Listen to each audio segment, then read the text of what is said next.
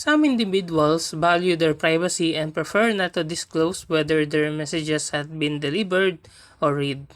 They might feel uncomfortable with others knowing the exact moment their messages were seen, or they might want to maintain a sense of control over their online presence. Message delivery marks such as the scene, indicator, or messenger can create a sense of expectation or pressure to respond immediately. By disabling these marks, people can alleviate the perceived obligation to reply promptly, allowing them to engage with messages at their own pace and convenience.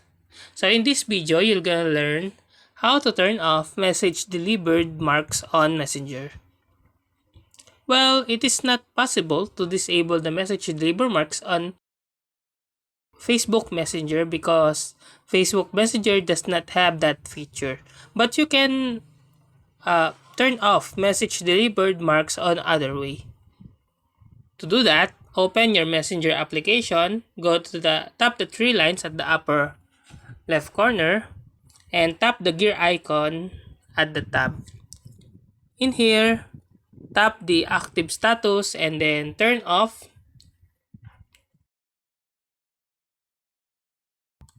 Choose until I change it.